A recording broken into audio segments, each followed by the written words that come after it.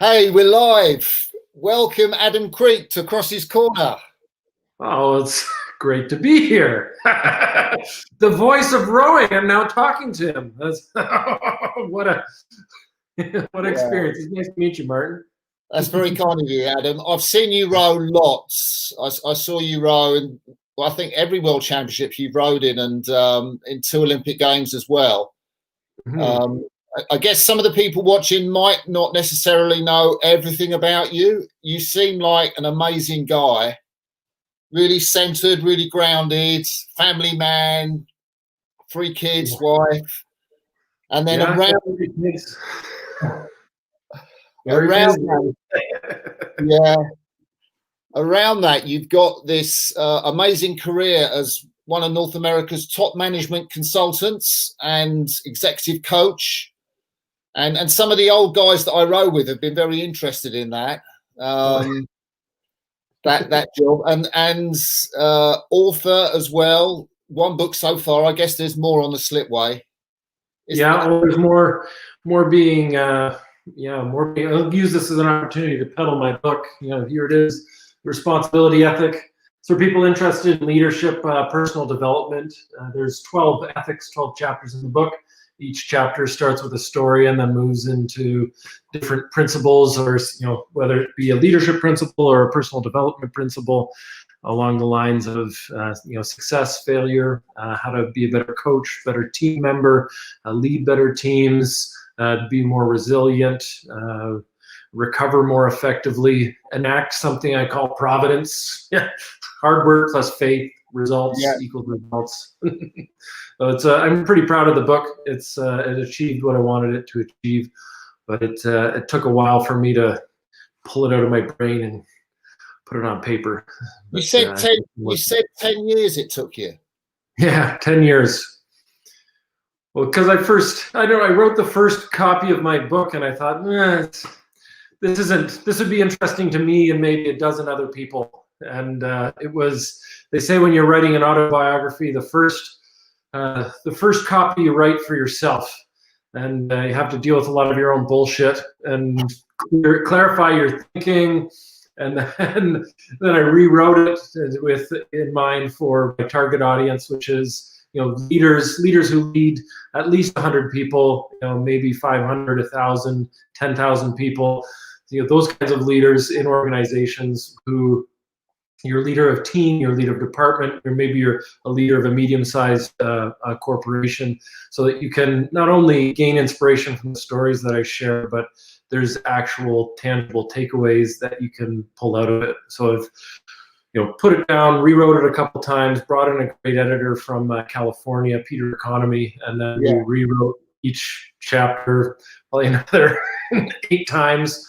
And here we go. We're publishing the audiobook in the new year. I just sent it off to Audible, and I think that will reach a lot more people because it's easier to listen to a book than read it these days.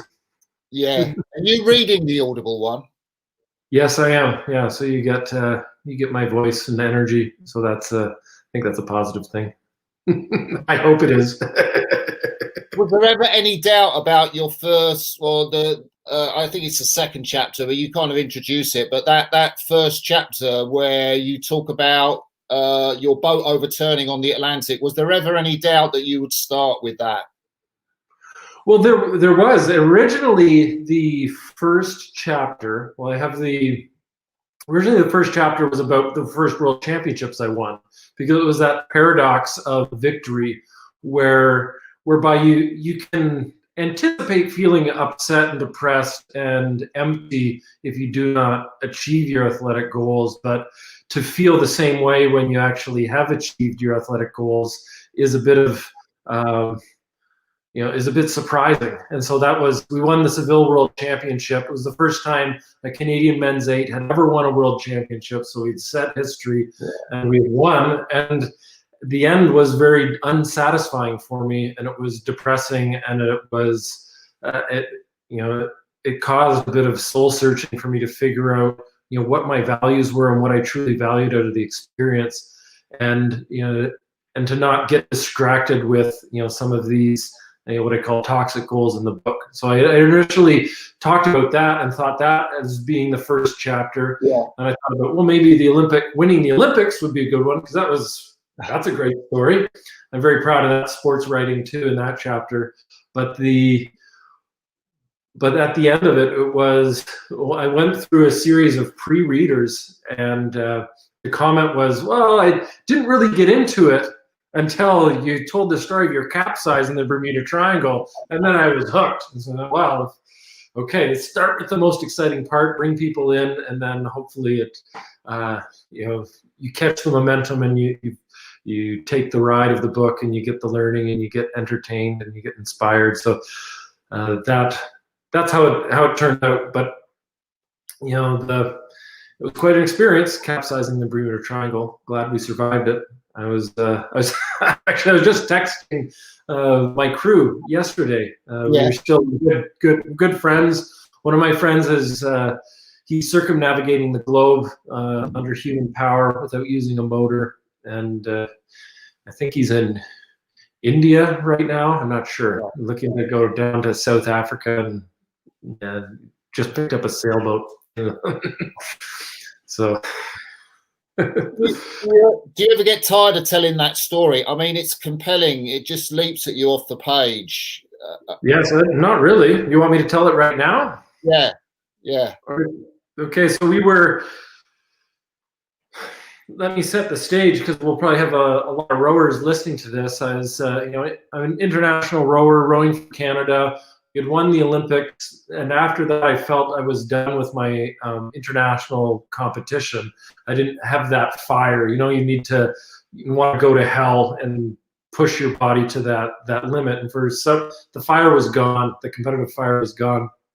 So I was looking for other ways to stay involved in the sport. I still love the motion. I love the idea of it. I got involved in this beer league style of rowing here on the west coast of North America, where you'd have people show up in all different shapes and sizes of rowboats. I'm trying to remember the name of, the Puget Sound Rowers or something like that, where someone would show up in a fat dory boat, someone would have a Moss single, someone would else have a kayak and an outrigger canoe. Everyone would just show up in all different. And if you pick the right boat class, no one else is in that boat class, and you win. So that was part of the game too. And it was really more about the barbecue and the beer afterwards, and you go out rowing for a couple hours, and it was just a great weekend. So beer league rowing, as we call it here in the Northwest. And I was down at one of these races in San Francisco when I met a guy by the name of Jordan Hansen. And Jordan Hansen had rowed across the ocean once before. He was part of the old Atlantic Challenge, and they rowed from New York to England. That was the route that they were taking, and across the North Atlantic. And his crew had an interesting story. They were young guys right out of college. And the guy who's in charge of the food didn't plan properly. So they didn't have enough food. And so these guys, like college guys, fit, skinny, they lost 20 to 40 pounds per guy by the time they got onto the other side because of the poor planning. So he was starting to share this story. I remember when I was a competitive rower, I'd heard of people who had rowed across the ocean or done this ocean adventure stuff, and I thought, that is crazy. Like, why would I ever want to do that? What? It seemed like nothing I would ever want to do. And then after meeting Jordan, after talking about it, after thinking about it, and the way he described it, and this is how I would describe it too, it's an extended camping trip with your buddies. That's essentially what it is.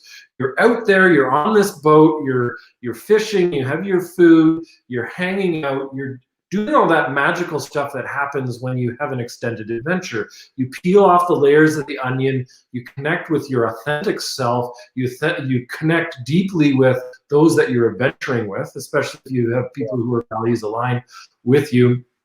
And you connect with the universe and the great spirit and everything that's magical about humanity. You get the humility that comes from being in the wild and recognize that I'm just stardust. I'm just like a flash in the pan. I'm here, I'm gone. we were out in the middle of the ocean, and we were closer to the astronauts in the space station than we were to anyone on land. Wow. That's a great way to think about it. So I met Jordan, and he convinced me that, I'm Canadian, I'm an outdoorsman. Part of the reason why I loved rowing was because it was an outdoor sport. I love the wild. I've done a lot of resource exploration in my time, worked on oil rigs, done some geological exploration too. And I like this idea of the great wild and the great unknown. The ocean terrified me, though. It still does. And maybe more so after my experiences. So after having this conversation with Jordan and really wrapping my head around, the wilderness experience, the team experience, the adventure part, the fire was alight. And I said, Jordan, you know what? This is something I'd really like to do. If you're planning to do this again, let me know. And so Jordan gives me a call up maybe 2-3 months after. And he says, hey, Kreek, you know how you said you wanted to go across on the ocean? I think I'm going to start up a campaign again.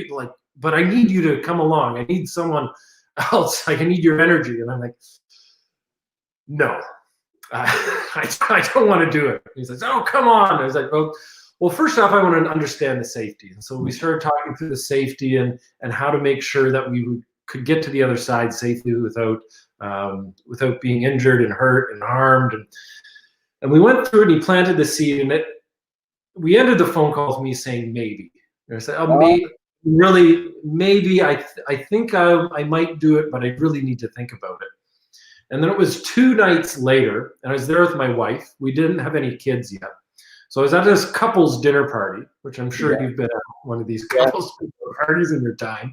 So all the couples are sitting around the table, the husbands and the wives, or the men and the women. They're having the conversation, and it's being passed around. And it comes to me, and they say, oh, Adam, I'm like, what's new with you? And I'm sitting there, and I'm trying to think, what is new? And it comes out of my mouth. I think, I think I'm going to row across the ocean. And my wife looks at me. She's like, what? What are you going to do?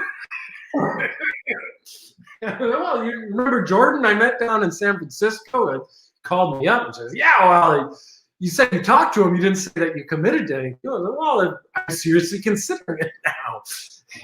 And obviously we had to work through that with her and I. She had to be convinced that it would be a safe endeavor. Yeah. And we did. So we committed to doing that.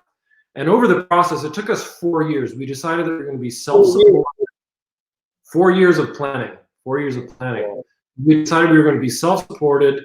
We're not wealthy. We didn't have the money to self-fund it. So we had to figure out, how do we create a venture? I had to put together $500,000 to to this expedition across the ocean. So a lot of that time, the first 2 years, was simply selling it and figuring out how to put together a package to fund this. And we ended up having an education and science package where we were able to get some funding from non-governmental organizations. Then we got corporate partners on board, and then we had one heck of a lot of supply partners. So people who gave us, food and gear and equipment and docking space, and helped us out with shipping. And so great sponsors like Panasonic. We had a gold mining company called I Am Gold. Coca-Tap was another good sponsor. Lifestyle Markets, which was a great grocery store, gave us a ton of food. Backpackers Pantry was another one. The Canadian Wildlife Federation was our big title sponsor with our science and education piece. So we put that together, and then over the process of the time, there was a child that came. My first child was born. Right? And then, as we, when you're planning an expedition, it's pretty, it's a lot of time in front of the computer, essentially. Yeah, putting it together. And then first child came along, and then my wife started getting that itch. She said, well, I have one child. I need more children. More babies. And I said, you realize that we've been planning this expedition across the ocean, and we're launching. And she says, you know what, if you can row across the ocean, I can grow a baby. So, okay, yeah, let's do it. So I couldn't help myself, really. So, she got pregnant at the right time. So she was pregnant while we were launching to go across the ocean. Wow. And so one of the things that she got me to do, she said, you know what, I trust you, and I know that you want to die even less than I don't want you to die.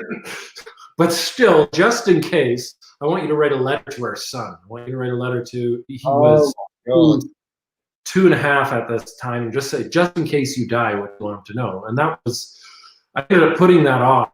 And ironically, two of the guys on my crew, Jordan, his dad had died when he was 2 or 3 years old. And Marcus, both his parents were dead as well. And so there seems to be this like free spirit that seems to be engendered in people who lose their parents at young ages. And so I sat down with Jordan, and Jordan especially, like, you lost your dad when you were young. His mother got remarried, had another father he calls dad, but it's like, what would you want to know about your birth dad? He says, you know what? I remember all of the great stories. My father's remembered as the champion and the hero, and the things that made us laugh, and but I kind of want to know his darker side, really. I'd like to know what was, I'd like to talk to him about God, about politics, about religion, about sex, about these things that are kind of taboo. Yeah. But no one would ever talk to me about it because it's not conversational. Like, these are the things I wish I knew about my father. And so that's what I did. I ended up framing it in the 7 deadly sins in my relationship to greed, envy, lust, murder, whatever the other 3 are. But I framed that letter to my son, and I said, if I don't survive, these are my thoughts on all of these, and these are my personal experiences, and you'll hear all of the my glories, my glorious stories. How was it writing? Pardon? How did you feel writing that letter? Vulnerable. I'd say that would be one. Connected might be another descriptor. It was a challenge to write it, but it was also, there's an interesting motivation that came from writing that letter, especially from a safety standpoint, because it sunk in the gravity of what I was doing and the real risks that I was going to face when I was out there on the ocean. And I think even from my wife's perspective and wanting me to get to the other side, like the chicken across the road, get to the other side, it did engender a stronger sense of safety, which is one thing I wasn't expecting. I wasn't expecting that. I was thinking, oh, this is a legacy piece, and but from it was a very grounding experience. And I wrote it 2 days before we launched. I still remember we were at some resort in Dakar, Senegal, and I'm sitting down there writing it and uploading it, making sure that it was safe. I haven't read it for a number of years. I might even look it up after this call and figure out what I wrote down. It'd be interesting to see. But all this being said, we go and we push off, and the launch is interesting because after imagining what it's going to be like, we'd done a test run where we circumnavigated Vancouver Island in the Pacific Northwest. That took us about 30 days to do. So that was no small feat on its own. But this was, still when you're circumnavigating an island, you're still, half a day away from land. Here, when you get out of the middle of the ocean, you're pretty alone. Yeah. There's that feeling of, as you watch all the land disappear. You could watch the land for probably 2 days as you rode away from it. It just got smaller and smaller and smaller, and then finally it was gone. Didn't see land, until we got to the other side. Then about 10 days into it, Well, we got hit. You get hit by seasickness. We had a funny sleep-wake schedule, so we had it was a combination of 2-hour, 1-hour, and 4-hour shifts around a 24-hour clock. Okay. And so what we call it is a modified Swedish watch. Traditionally, people have done 2-hour on, 2-hour off shifts, Yeah. but we partnered with a sleep science research group out of Calgary, and I talked to a number of different ocean rowers.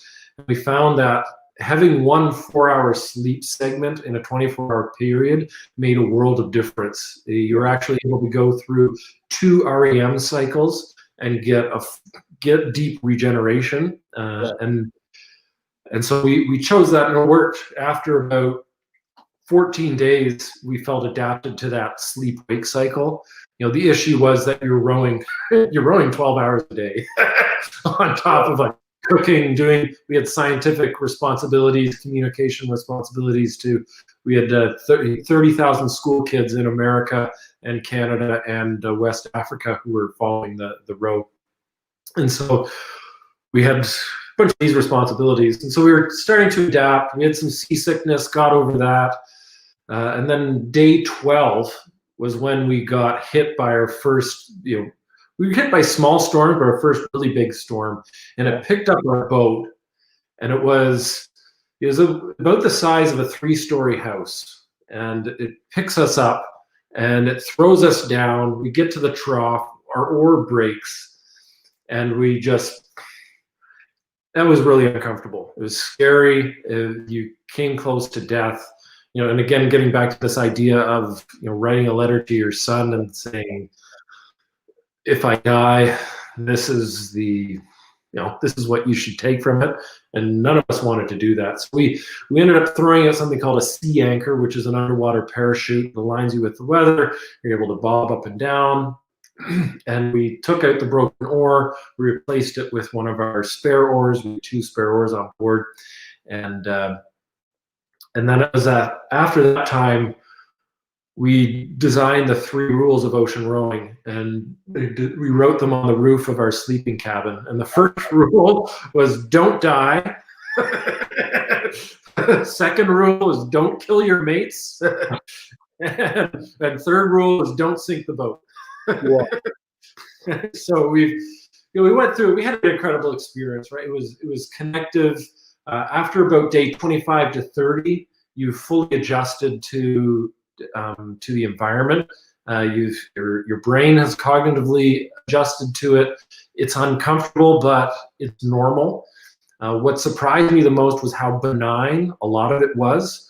There's just a lot of time it was actually, you weren't getting bashed around.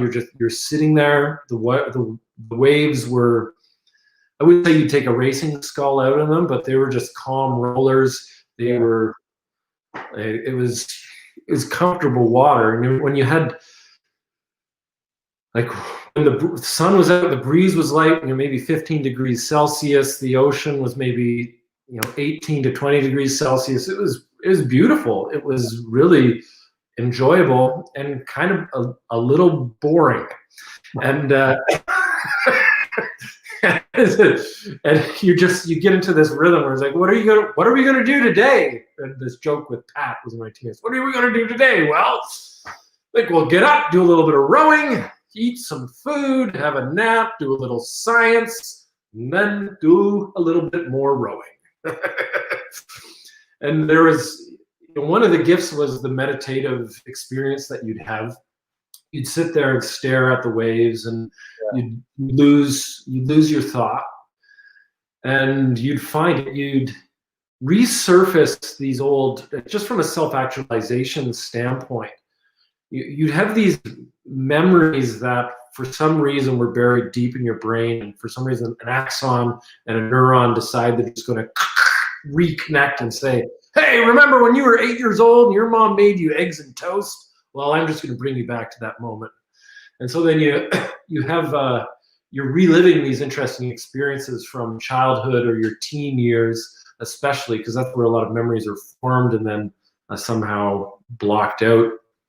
And they're reprocessing them in a way that where you can put more experience and intelligence behind them. So those were a lot of things that happened. We saw a lot of natural phenomena. We had moonbows. So in the middle of the night, it was raining, and the moon reflected on the rain. It would cast a beautiful moonbow against the stars. It was just beautiful. And flying fish, we had flying squid, whales, seabirds would come land on us. We had these tiny little pilot whales. We got in swimming with the pilot whales, turtles. It's just, the wildlife experience was very special. Yeah. And then we were heading to Miami, 73 days into it.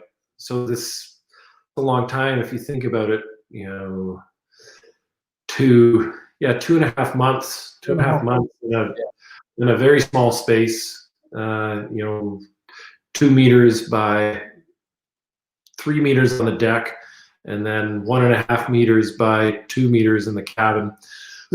And it was daybreak. We were going through a crew change. I had climbed into the cabin. Pat was coming, brushing his teeth. Marcus was sitting on the shitter, taking a dump in a little bucket, and Jordan was rowing, steering the boat, and then just a funky wave came. Wind was going one way, current was going the other ways, creating these four-sided waves that were peaked, and so it kind of picked up the stern of the boat and Jimmy jacked it, and when it did, it hit the wall of water, which wrapped around the side, flooded into the cabin. And as it started to flood in, I look up, I see Pat, I push him out. Go, Pat, go! Get out of here, and then you're trapped. You're trapped in this little tiny cabin. Like I said, 1.5 meters by 2 meters by 1 meter. It's a small little cabin. Water's in. You're trapped.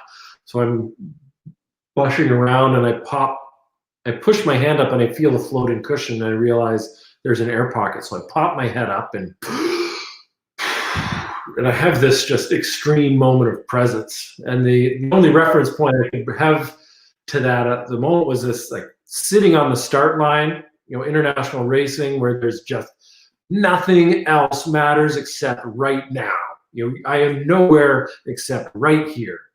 And so some of that training came in. It's, okay, slow down to speed up, essentially. So take your time, take another breath, jump in, open your eyes. You see a blue light, swim towards the blue light, and everything's hanging upside down. You see the oars, it's the lines, and some of the sundry from the deck is floating in the water. It's a bit surreal. And then I pushed out, and I looked around. Are you okay? Are you okay? Are you okay? Yes, everybody's okay.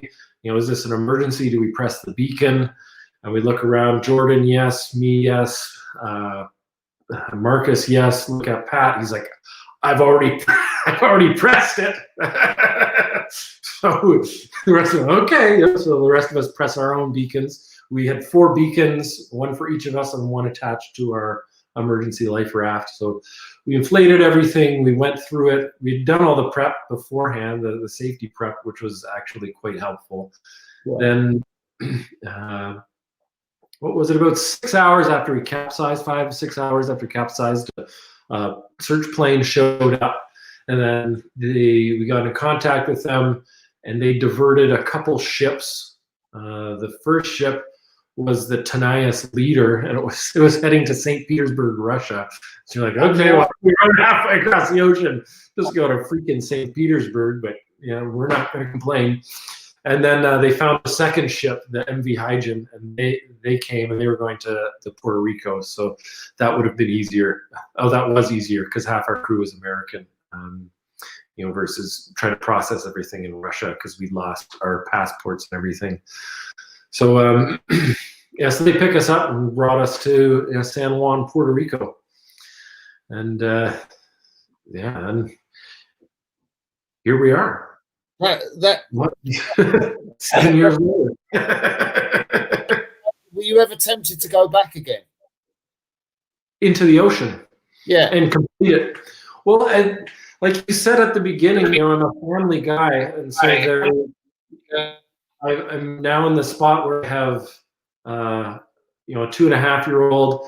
My wife's pregnant, so it's not like I was going to go back out right away. And in fact, when we were searching for the boat and looking for it, I ended up going back sooner just to be with my wife and kid. And after that, it was get back on the workhorse and generate income to pay the mortgage and to finance the minivan. So my thought was possibly when my kids grew up, because I saw a lot of people in their 50s, 60s, and even some people in their early 70s doing this kind of thing. So I thought, well, maybe when I get older, there was a lot I enjoyed about the experience. What I didn't enjoy was the fear and the terror. But I'd say that's a small piece. You have both the best. Like I said, 2.5% of the time is absolute terror. 2.5% of the time is mind blowing and connective and wonderful. Moonbows, flying squid, swimming with whales, and then the other 95% is pretty peaceful and benign and introspective. And so I'd do it again. I don't think, and again, I don't think I'd do it for the challenge. Probably what would motivate me most would be for the connection, for the for the actualization, for the peace, I suppose. And I think that's and what I realized going out there. Some people would think, some people are thrill seekers, but I don't feel like I am a thrill seeker. I'm more of a seeker of peace. And what I realized that the fear and the anxiety and the crashing waves and the capsizes, all of that is a bit of a tax that you have to pay to experience the extreme peace that you have in the wild. So I don't. Maybe I'm not ruling it out, but I don't have the burning desire to put together a campaign and do it again. And again, it would be nice. And again, because the way I did it was to have a high level of sponsorship and to drive it. There was a lot of communication and publicity that was associated and necessary to make that a go. If I were to do it again, it would be great to have the means just to do it on my own terms and have it for me. And that would be that's probably more of the route that I would take. Definitely grateful to have to have had the full experience, but the external push I would want less of that if I were to do it again. I want to take you to your rowing career, the Olympics now. Alex Partridge has got 2 or 3 questions for you, which he asked me to sort of check out with you. Okay. First one, who was the main driver in your Beijing 8? Who was the main driver? As you mean, like the leader of? I guess I know you. I know where you've written that it's shared leadership, and you thought that was the big difference between Athens and Beijing. But I guess I don't know. Well, there was a strong layer of interdependence within that boat, and that's how I look at it. We had Kyle was a very impressive athlete. And he was a big driver. He was very consistent, very strong, and very introverted leader, and consistent. And he was a big driver in that boat.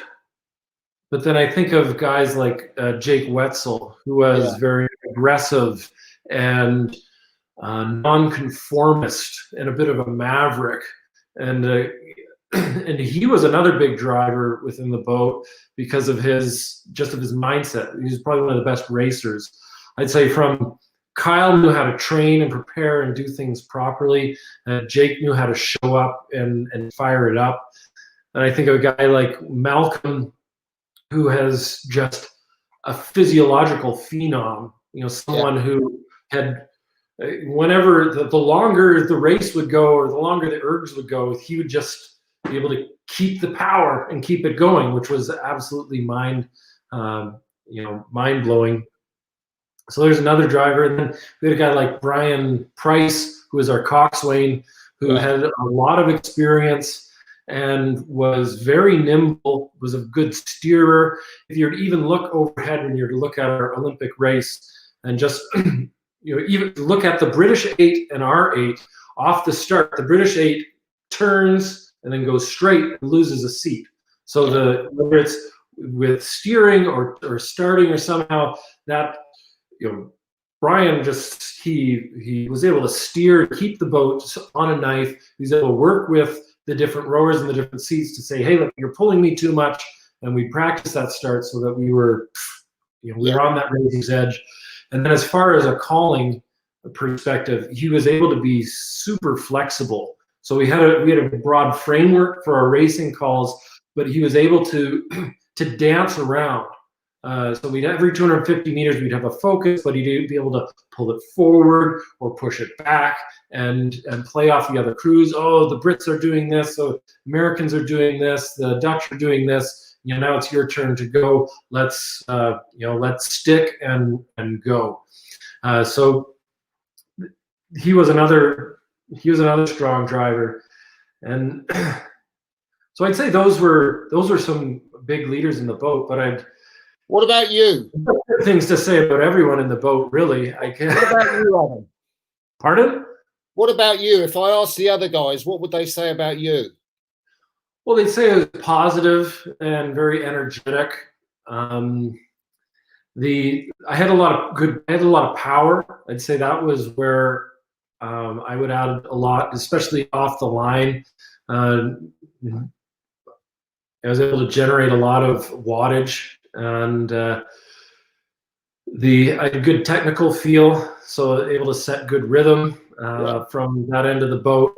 So able to give feedback, just good sensing, a natural good sensing type person, and trying to smooth things out politically, personality-wise. That's another way that I would try to contribute. I'm as a child, I was the youngest of 4 children, and I'm just looking to make peace. And so I think that's, those are ways that I would have contributed to the crew. And it's, you know what it's like. It's a team sport. Sometimes when you're in it, your ego can get the best of you, and you can think that you're contributing more than you do. And I think that's natural.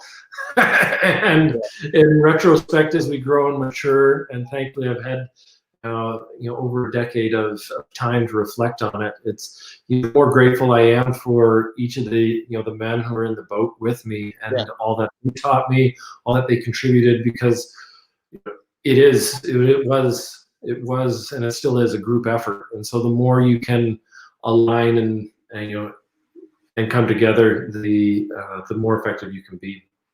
Alex also asked about the opening heat, where the British posted a time a couple of seconds quicker than yours, and how bothered were you about that as you went into the final? We weren't.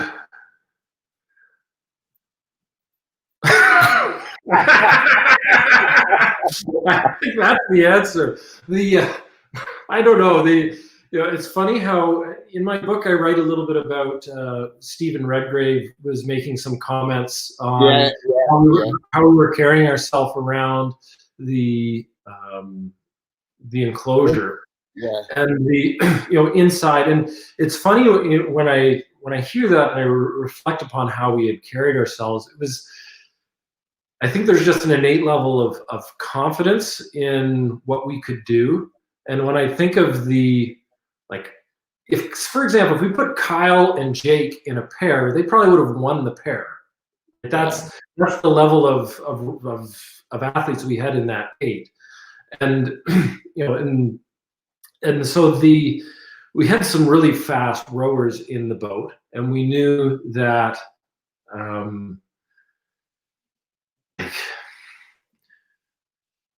we were the fastest 8 that Canada had ever seen. We were and it feels funny to say that because it sounds kind of cocky, but then if just through a lens of realism and just saying, well, we knew that we would win. It was our race to lose. And so we had a level of indifference when we were walking around the enclosure, and indifference to to the British, indifference to the Americans, indifference to anyone else, because we knew that it was our race to lose. The internal focus was just, it's like, okay, we know we have a job to do. Let's just focus on our job and not get distracted. Let's just be focused. And I think that's what tweaked, poked at Stephen Redgrave. I'm not sure if it bothered him or it bothered someone else, but it's like I ended up having to take this out of the book because I said, what did I say? Nothing hurts an ego more than indifference, especially a British ego. I had to take out the British part, but I still believe that, because if you're going in, and I think the British, they were very strong, very well trained, a very able, a very good crew, and they had expectations to win and to perform very well at that Olympic Games. And if you're coming in to attack someone in something, and the response is indifference, if it's Schmidt, which was just like, oh, there's a little dog barking at me. Okay, and you walk on. It makes the dog even more angry. And so I think that might have been. It wasn't anything that we did pre-planned. I would say there's nothing premeditated about it. It was nothing that was calculated. We didn't have a sit down and have a conversation. This is how we need to carry ourselves in the enclosure to create an aura of strength and to play mind games with our opponents. It was nothing like that. It was a mindset that was internally focused, and we were in the enclosure and saying, how do I carry my oars down to the dock? What's the most effective way to do that? Who's going to do that? Where am I going to do my pre-warm-up erg? How am I going to test my warm-up? Where's the boat? And how's Jake doing? Is he going crazy? Is he bothering other people? Or how's Kevin? Is he okay? Is he listening to his music and doing his thing? Where's Kyle? And it was more, we were focused on our task and one another and what we had to do. And there was really a low acknowledgement of our competition at those games. It's like the Kiwis. They used to have that. They don't now, but the Kiwis were very, very indifferent when they used to race. I'm talking about in the 80s now, 70s and 80s. Very similar. What about that final? Because people talk about, I was chatting to the guys that won in Rio, Andy Hodge and Matt Gottrell and the British 8. Okay. And they kind of said they weren't saying it was easy, like that, it was a really hard race for them, but they were kind of a length up at 1,000 meters or over a length up, and they kind of knew they were going to win. What was that experience like for you? Because you had a big lead, didn't you, coming through the K? Well, that's the Canadian way, or at least it was when we raced under Spracklin, and it was always get a lead, stretch it out as hard as you can, and then hold on like hell to the finish. That's just always the way. When I talk to everyone else, this is the fascinating piece of being in an 8, is that different athletes have different realizations at different points in the race. So our bow seat, Kevin Light, he said, first stroke off the line, I knew we were going to win. I just knew it. I just felt the first stroke, blade deep, boat lifts up. I'm like, okay, we've got this, right? Whereas myself in 7 seat, in the thick of it, I didn't believe that we were going to win until the last 5 strokes of the race. Yeah, so So 5 strokes to go. That's when Brian comes on the speaker or coxswain and says, 5 more strokes and you're fucking Olympic gold medalists. Had this one of those white moments. You had those as an athlete where you just, everything goes white and it feels like the universe anoints you, chills go down your spine, and I was just we're gonna win. So that's when I knew we were gonna win. Then I talk about, there's a few other guys like Malcolm, when we were around 500 meters, I think he said we had a move there where we were driving it, not as Kyle. He said when we drove into pace, I knew that we were going to win in the middle 100 strokes of the race. We got into the power rhythm pace, or just past the 500, and I just knew it. I knew we were going to win. Jake, like how he talked about it, he's like, we take the British. And when you have someone and you have their head and you put it under the water and they start to drown and you let them up and they just take a breath, and you know what you do next? Just as they have a breath, you push it down and you let them die. And that was his thought at the 1250 meter mark. So that's when the Brits would normally make a push on us around somewhere between 1,000 and 1,500. So if they made the push and we pushed back, then he was confident we were going to win, and that's what happened. And so he knew we were going to win at that point in time. So there is, different people at different times in the race, and then Dominic, who sat behind me, didn't believe we were going to win until 3 strokes after the finish line. It was funny. Everyone. It was funny. We crossed the finish line. Kevin drops his oar, throws it in the hands because he saw the cross. Everyone else takes 1 stroke, throws down their oars. Dom looks around and just on his own takes 1 extra stroke just to be sure. So. Everyone had different perspectives, and it was I'd say for what the motivating factor for me in that race, beyond just winning, was to maybe it was a masochistic. It was just pushing, figuring out how deep into the pit can I push my body, and how transcendent of experience can I find through this race. So for me, it wouldn't have been enough to have just won that race. It wouldn't have felt satisfying.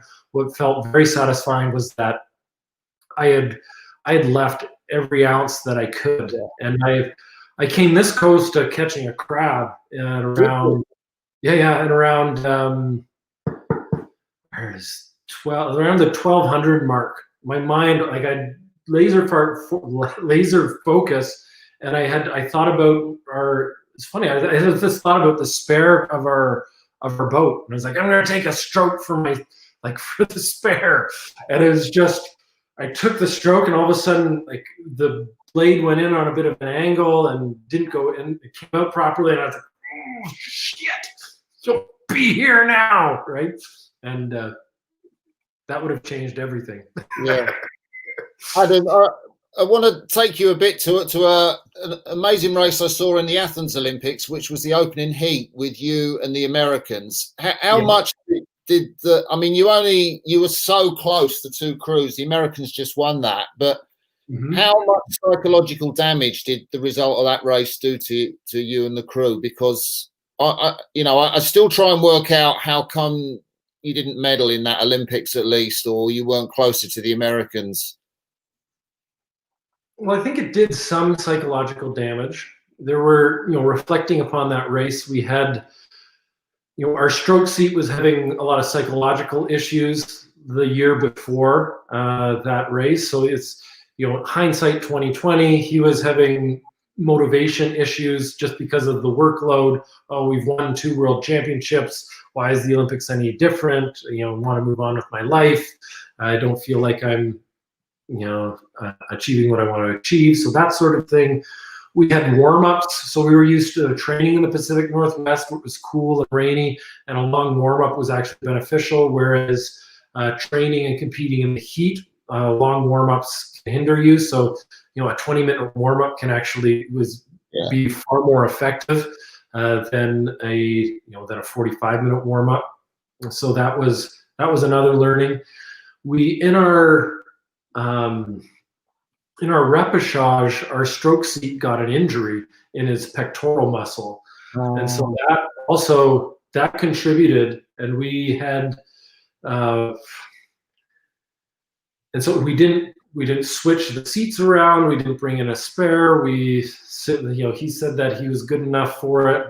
I did know like the edge was off. He was a very good oarsman. He had a very long, smooth, linear stroke that was lightning at the catch. He could pick it up so long, quick and light, and accelerate the whole way through. He was really divine the way that he could, put his stroke through the water and or lever past the stake in the water. Yeah.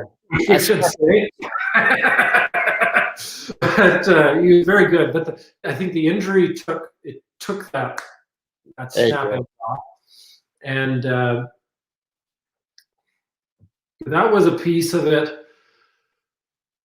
So I'd say it's a combination of psychology and then a combination of inexperience. There were no rowers in that boat who had ever been to an Olympics. And if you look at the statistics, I think it's pretty clear no Olympic experience has a very negative effect on winning and medaling. So you need to have Olympic experience if you're expecting to win a medal and podium at the games.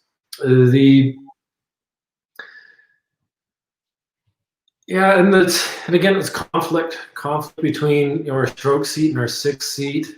Sixth seat was the captain, stroke seat was the hothead, oldest child versus only child if you're into family psychology. But there's a bit more conflict, less, and a lot more reliance upon Spracklin as the god of tell us what to do versus working with him. We still had a lot of, and I to this day have a lot of respect for Spracklin, but I think even he realizes as a coach that you need to have a lot of drive and confidence from the crew itself if you're going to be able to activate as the coach. And so that was all of those issues I think came to play. It was the confluence of a number of different factors. Bad leadership, bad teamwork. Over an injury. Too much warm up. First Olympic Games. Immaturity, inability to express ideas with one another. All of these things came together to be the perfect. Yeah. You mentioned Spracklin there. Of course, we were both coached by Spracklin. Yes. I didn't realize that. I'm sorry. And he's a fascinating guy, isn't he? I mean, I think I was reading some of your stories in the book of which would really, I suppose it's designed to piss you off, where he kind of goes, why don't you guys go into you, old man? that was me. I was very argumentative, actually. Yeah. I've mellowed now, but he's got this amazing combination of winding you up and then insight that he gives you in terms of the trainer. Mm-hmm. No, he has a unique psychology, and it's interesting now that I'm in the world of corporate leadership and that kind of thing. There's two types of leaders, and you'll have a results-driven leader, or you'll have a dedication-driven leader. And so I'd say Spracklin was able to drive results like no other that I've seen. As far as dedication, there were a lot of people who he would turn off, and he would not be able to navigate the politics of the national sports organization, or his colleagues that he's coaching beside, or the athletes who didn't make the boat, and even some of the athletes in the boat. There was conflict between it. But as far as results, being able to drive results, he's among the top in the world of getting the most out of people, simply because of this. And I think a lot of it came from, as I think about it, his own deeper insecurities that he might have as an individual. Yeah, that drives. So, okay, if I have these insecurities, I need to prove myself to the broader world. And if my athletes don't perform, then that means I, as a coach, am worthless. So I don't have that level of meaning. So that created a strong drive, and playing off of his strong drive, he was able to, find the buttons to push within his athletes and get them going. Classic Spracklen story. Athletes come into the training center. He's got the open training center philosophy. Anyone can come train with me. They're behind the pack. If they're behind the pack, he'll wake you down in his motorboat. Just stay with the pack or get waked down. That's okay. And then afterwards, if anyone wants coaching, come up to me and ask me. And so there are these two athletes, Rob and Matt. And Matt was this big, big guy, close to 2 meters tall, 100 kilograms, perfect kind of rower. Rob was this little guy, he's maybe 180 centimeters, 80 kilograms. And so Rob's in the bow, Matt's in the stern. They say, Spracklen, can you coach us? Typical Spracklen. Okay, I want you to sit up tall and push your legs down hard. And they sit up, they do it. The little guy in the bow is pulling the boat around. Spracklen's getting kind of pissed off. So he's like, no, I want you to sit up tall and push your legs down harder. He does that again. Bows, he still pulls him around, getting angry. Comes up to them, is like, if you want to pull, and you want to pull hard, you're welcome at the center. But right now, you're pulling like a woman. No? No, I've seen some very strong women.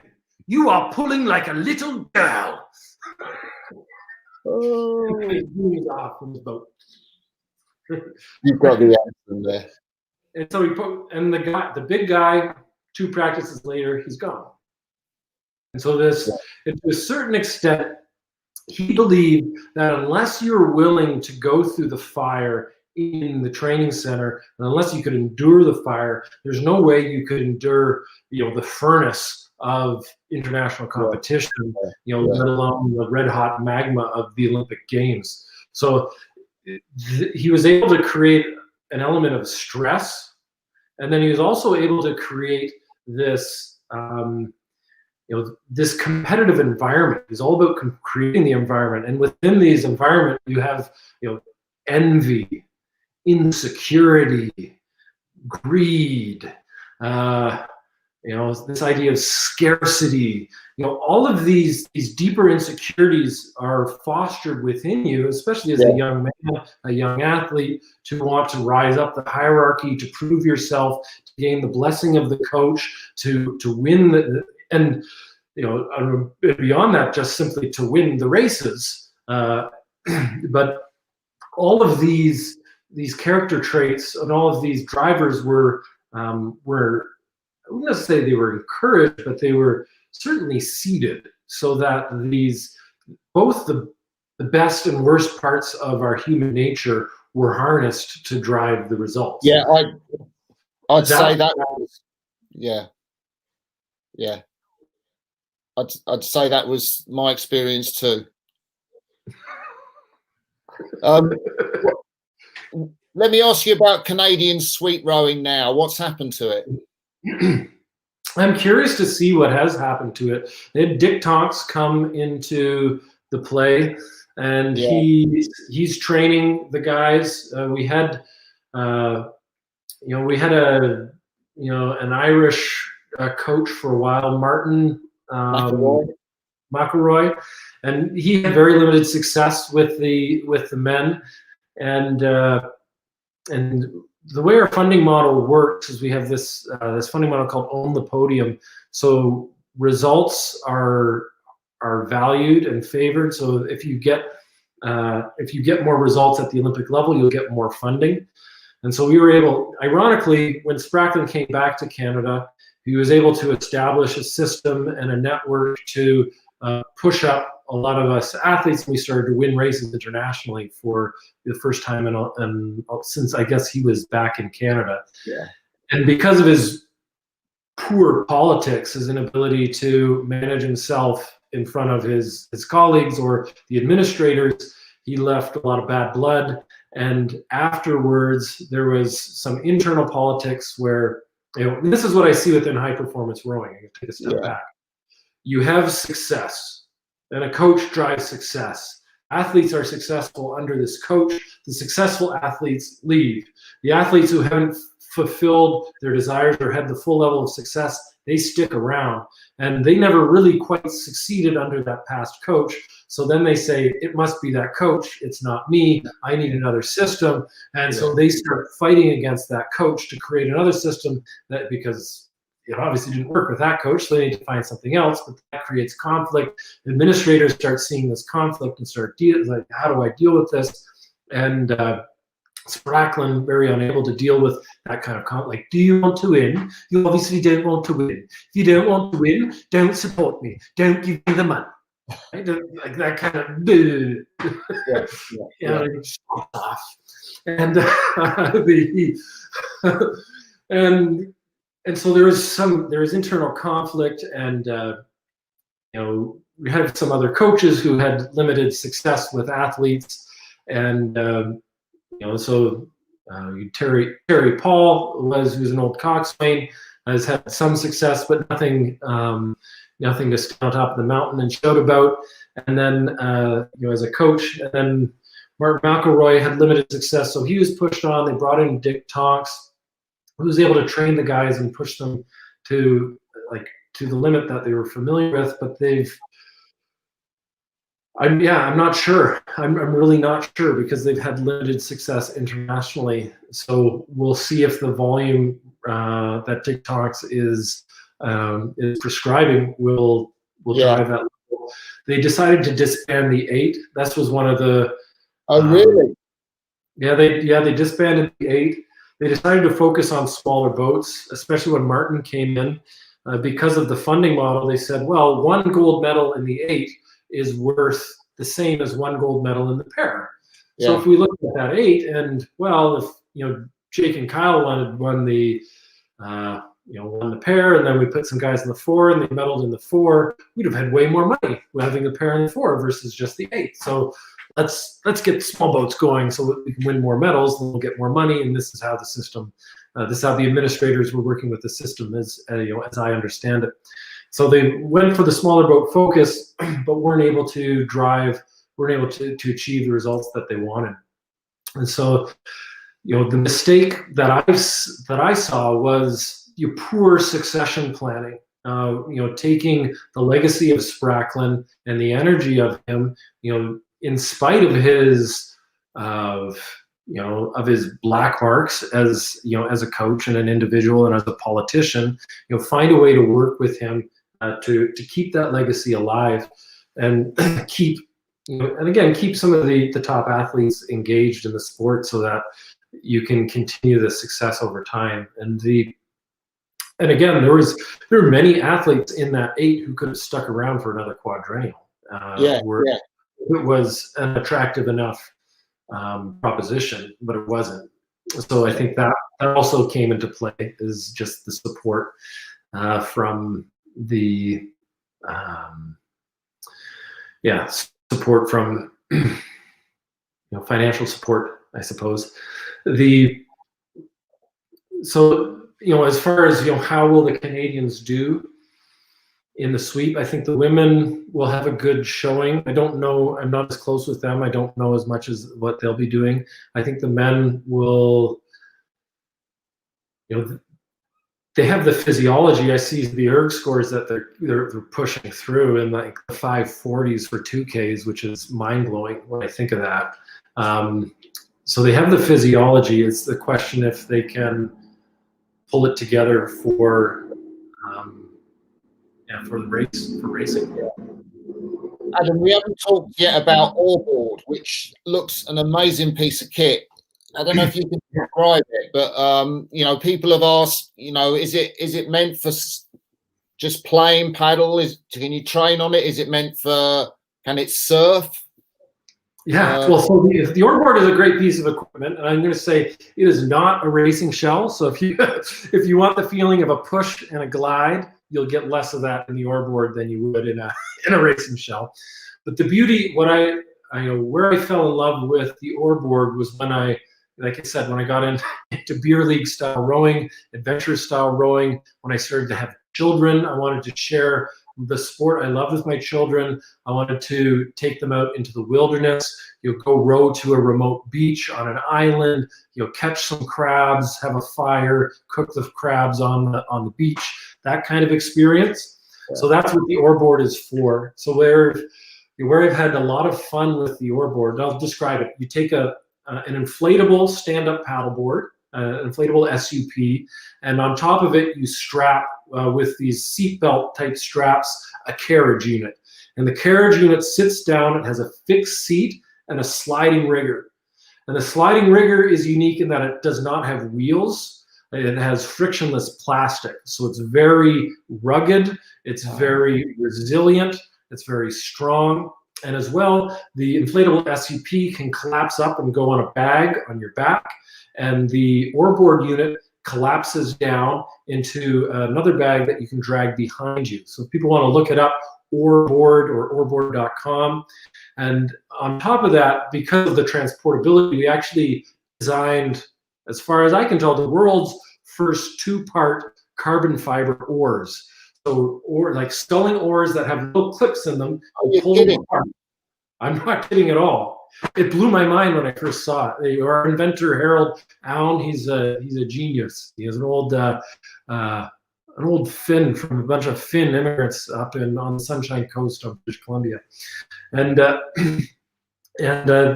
just put them together, click, and again, you know, when you travel internationally with oars, normally you have to put them in the special cargo hold, special you know, on the airplane. With this, you can take, and this is what I did. A year or two ago, I went with my family to Hawaii, went to Maui, and I took the oarboard SUP on my back, the unit, a wheel, and put it in the cargo hold, took it to Maui. We're staying in this beach resort for a few weeks, and there's a crater that's maybe 15 kilometers off the shore. So I watch out for the right weather window, you know, inflate the SUP, strap everything on, put my adventure bag on, get up at daybreak, launch, row out to the crater, and then I can go. And as I'm rowing out, there's the whales are migrating through. So you have these big whales coming by, blow holes and everything. So that's beautiful. And then you get to the crater, and there's I brought my snorkeling gear. So I anchor the boat, and then I'm swimming and I'm snorkeling with, you know, these beautiful tropical fish on a rowboat, you know, that I brought with me on my airplane. You know, and there's no rowing clubs in the area. So that's, to me, that's the magic of the oarboard, is the adventure component. So you can grace virgin waters with your oars, and, you know, start clicking them off and saying, hey, I rowed here, I rowed there. You don't have we have people who live in condominiums that are by the water, and they can store them in their closet and bring it down, and so that it makes it accessible. You can have a tiny little car and throw the equipment in the back of your car, and then, you know, drive your little, you know, Peugeot to the body of water and go rowing. And where we have a lot of people who enjoy it recreationally, and again, if you have a property that's close to the water, we have a lot of people who are, a lot of our clients are over 40. They've maybe touched rowing a little bit.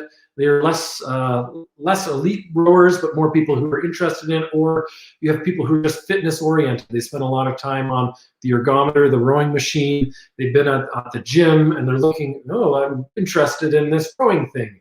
And this is the perfect sort of piece of equipment for them to get out and experience the water, and to gain a level of fitness, you know, on the water. So stable platform, sliding rigger has an interesting And I wasn't actually expecting this. This was a surprise after we built the design and we put it out there, was that it was actually quite useful for teaching juniors or novices how to row. Because of the sliding rigger, all of a sudden the focus goes right down to the legs. Yeah. Whereas when you're on a sliding seat, you're thinking about your upper body. With the sliding rigger, you're seeing that you're looking at your legs coming towards you. Like, yeah, look at your legs. Push your legs away from you. And so the leg focus comes a lot quicker on this. So it's very balanced. Another thing we found, there's a club in England that purchased a bunch of them, the Weybridge Rowing Club. Oh, just down the road from me. I will go there and look. Yeah, go there, look, ask them to try one out, and they definitely let you try one out. They're fun. It's really fun, even just to try a sliding rigger if you've not tried a sliding rigger. And the other thing was that they found was from a learn to row perspective. If you're a club and you're onboarding new members, you usually have to put them through a 6-week, 3 times a week program where you're rowing in a quad boat or something like that to gain the technical proficiency. But you then lose out on a lot of membership that might just want to show up once a week, or life gets in the way because you've got, job, kids, mortgage, life gets in the way, right? And what they found is that they can take these new masters style rowers, throw them on the oar board, and because it's so stable and because the skill acquisition curve is really quick, they can go and they can safely row around, and they can take a longer period of time to bring them on board. And as they gain a sense of what the sport is, then eventually they can plan and get into a learn to row and push them into the racing shells. Or sometimes they just want to stay on the platform because that's the type of exercise they're looking for. Yeah. So it's the broader vision of this product is to expand the base of the pyramid, if you want to call it. You get more bums in the seat, more people rowing. And if you look back historically, why was rowing so popular at the turn of the 19th century, like from 1899, 1900? Why was rowing so popular? Because everyone rowed. If you had to do anything on the water, there was no outboard motors. You had your Whitehall, and you're loading up with lumber, and you're going down the river, and everyone rowed. So it was kind of neat to see these people, the racers race, and the professionals race, and the amateurs race. But these days, everyone's playing video games, so gotta get more bums and seats. That's why I like the Hydro, the video game rowing machine. If you've seen that one, where you sit on the rowing machine and you look at the people rowing. But again, it's about growing the base. Fitness, fun, adventure. It's less about, it's not about going fast on these boats. It's about having an adventure. And again, surfing, you talked about surfing. When you think about waves in a flat water scull, it's terrifying. But on these boards, I'll take it out on a 16-foot, SUP, so big and it's wide. And I can, you go, and it's pretty fun. You can go faster than a racing 8 surfing down a wave on one of these things, which is pretty fun. You catch the waves, and you get out into waves maybe this big, meter and a half, as long as the period's long enough, and fool around. So that's pretty neat. Adam, you've been great. We've been over an hour. I'd like to ask you, what's the next 5 or 10 years hold in store for you in terms of your work and your fitness and your family? Are you someone that has that planned out, or do you? Well, it's less. I wouldn't say I have it plan, not like a strategic plan of a corporation, but as far as a life plan, it's for me, it is about fitness, fun, and adventure, I suppose. So I have my kids are young, 3, 7, and 10. Yeah. In my backyard, I have something called a muscle garden. So it's actually, I'm right here by it. So if you want to see it, I'll take you outside. Yeah. So this is one of the things that I use to keep fit. Oh, here we are. So these are some big trees out back here. And so we've got, chin-up bar. Climbing rope. Kids are there. And I've got some, what do we got here? Bricks. And, we've got a tire that I can load up with weights and a pulley and, some discs and, I've got a few logs here. And so that's the kind of thing, a keg. Yeah, keg lifts are good. So that's one of the ways I like to stay fit. I got a group of guys. There's some old Olympic rowers in there too. We run up and down a local mountain and then go cold water swimming. So I'm a big fan of that, cold water swimming. And I like the Row Perfect RP3. So I've got an RP3 rower. I find that's really good. It's easy on my back with the shock and the cage that moves. I really like that, and do a little bit of running.